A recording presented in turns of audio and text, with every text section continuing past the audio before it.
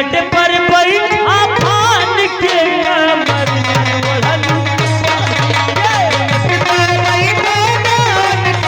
कमर में ओढ़नी रान के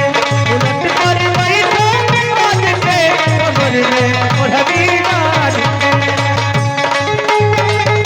धरती पर तू रहा मैडम सुवदन आसमान के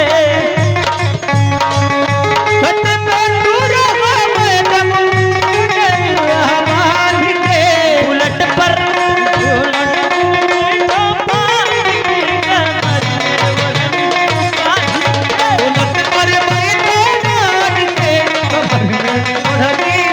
चलो दोपहरी में गिर पे जरीहन चलो दोपहरी में घेर बदरी बोल है चिरैया कहवा गिर बिजुली बोला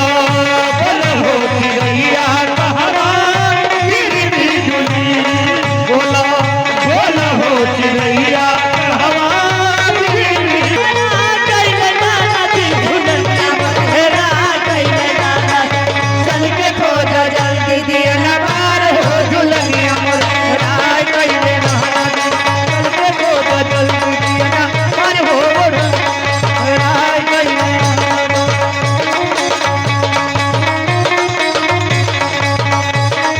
वही रे झुलनिया पे रात के निशान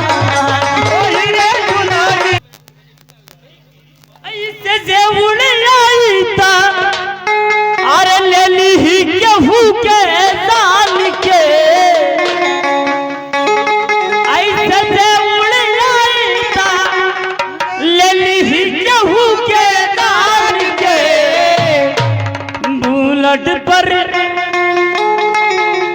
बुलेट पर बैठा फान के कमर में ओढ़लू कमर में ओढ़नी रान के उलट पर बैठो रान के कमर में ओढ़नी रान के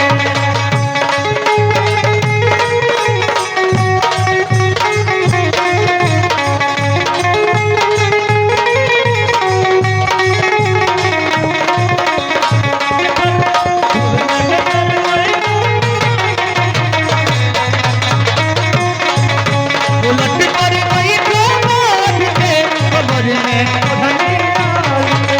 उलट पर बैठो रान के कमर में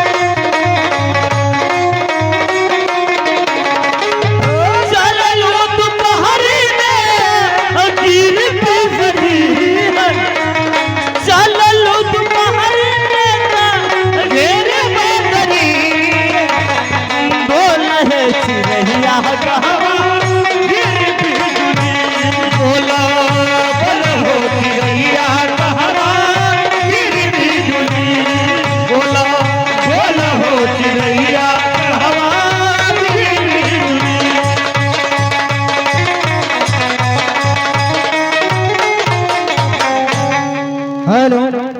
हे मैडम